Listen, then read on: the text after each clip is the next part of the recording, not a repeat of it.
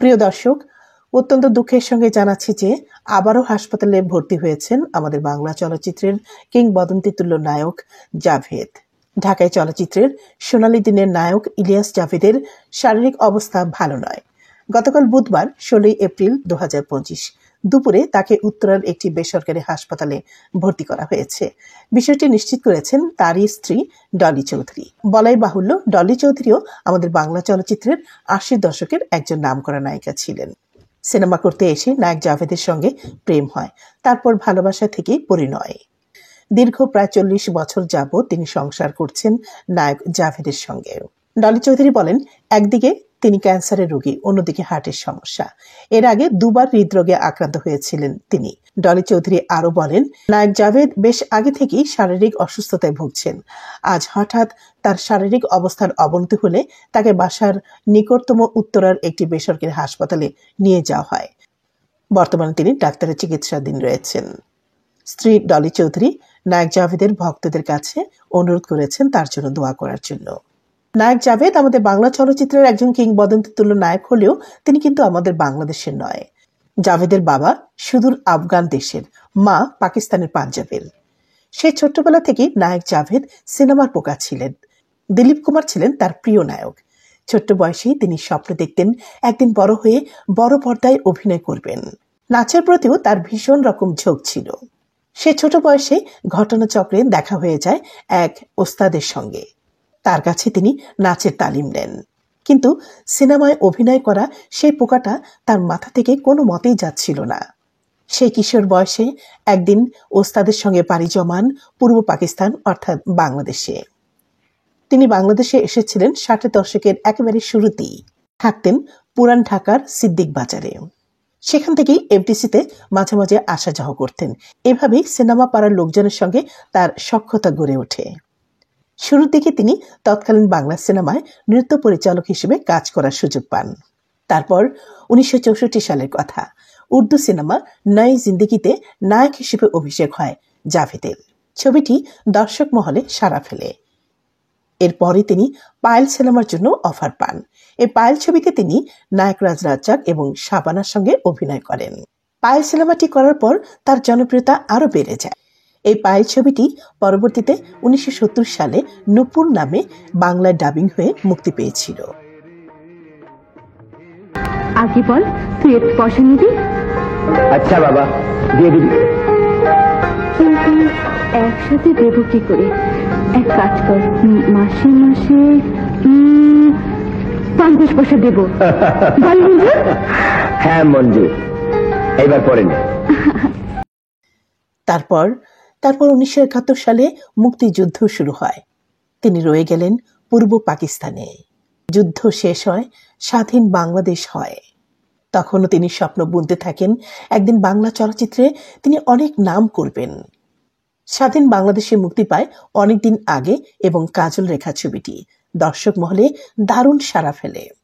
এর পরপরই অভিনয় করেন মালকা বানু ছায়াছবিতে। এই ছবিটিতে তিনি জনপ্রিয়তার শীর্ষে উঠে যান।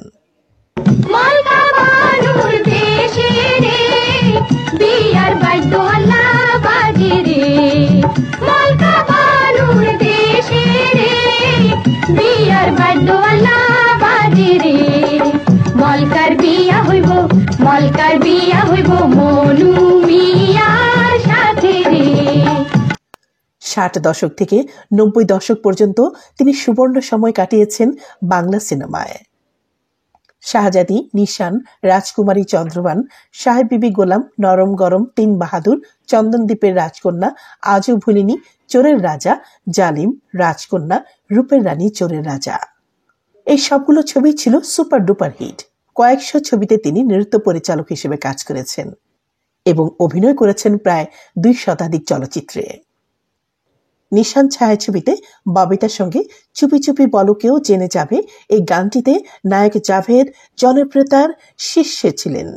চুপি চুপি বলো কেউ জেনে যাবে, জেনে যাবে, কেউ জেনে যাবে। ভয় করি না যেন কোনো কিছু, যদি তুমি আমি রই একসাথে। তাছাড়া নায়ক জাভেদের লিপে আরো একটি গান বেশ জনপ্রিয় হয়, আর গানটি হলো ওরেও বাসিওয়ালা। নায়িকা অঞ্জু ঘোষের সঙ্গে নরম গরম ছায়াছবিতে তার তোলপাড় করা নাচ মানুষের মনে ঝংকার তোলে।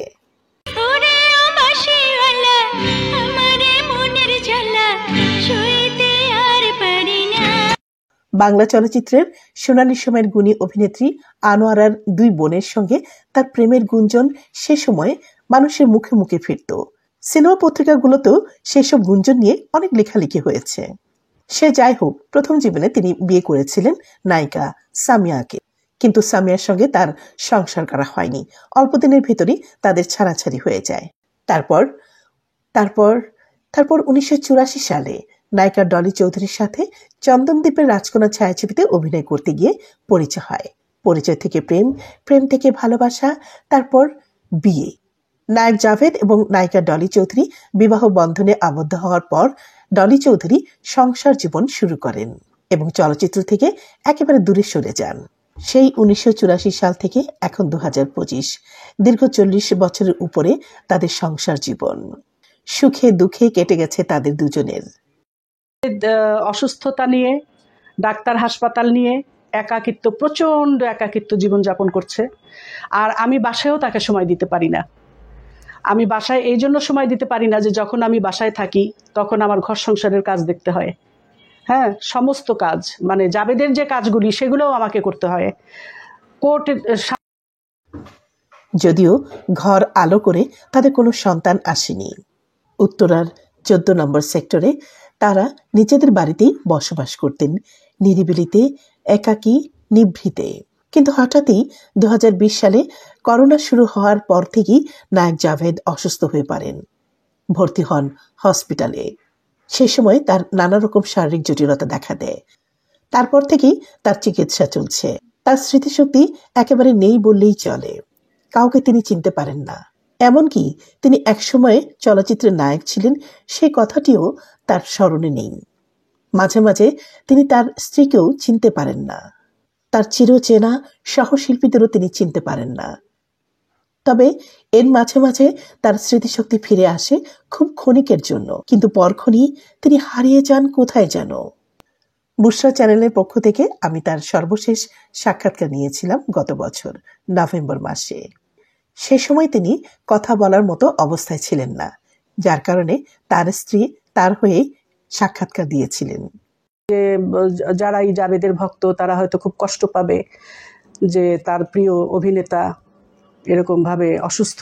এই জন্য আমি কোনো কাউকে জানাই নাই, আর জানিয়ে তো কোনো লাভ নাই, কেউ তো কিছু করতে পারবে না, তাই না? শুধু দোয়া করতে পারবে। খুব কষ্ট পাইছে। তার ইউরিনারি ব্লাডারে ক্যান্সার ধরা পড়ছিল, কার্সিনোমা। আর সে নিজেকে কখনো যত্ন করে নাই। একদম সেই পশুর মতো সকাল 7টা থেকে হোল নাইট কাজ হতো তখন। নায়ক জাভেদ শুধু যে একজন নায়ক কিংবা একজন খ্যাতনামা নৃত্য পরিচালক তা নন, তিনি বাংলা চলচ্চিত্রের একটি স্তম্ভ। অথচ আজ নায়ক জাভেদকে নিয়ে কেউই ভাবে না। আজ পর্যন্ত তার ভাগ্যে কোনো জাতীয় পুরস্কারও জোটেনি। কত সরকার আসে যায়, কিন্তু নায়ক জাভেদকে কেউ মনে করে না। এমনই দুর্ভাগা এই জাতি, গুণী মানুষদের কদর দিতে জানে না। কবে টনক নড়বে কর্তা ব্যক্তিদের? এমন গুণী মানুষদের যদি রাষ্ট্রীয়ভাবে স্বীকৃতি দেওয়া না হয়, তাহলে তো এদেশে কোনো গুণীজনই জন্মাবে না। আমরা যারা নায়ক জাভেদের ভক্ত, আমরা আশা করব তার জীবিত অবস্থাতেই তাকে রাষ্ট্রীয় পুরস্কারে ভূষিত করা হোক। হয়তোবা জীবনের শেষ লগ্নে এসে তিনি অনুভব করতে পারবেন তার প্রতি মানুষের ভালোবাসা, তার প্রতি একটি রাষ্ট্রের ভালোবাসা আর সম্মান।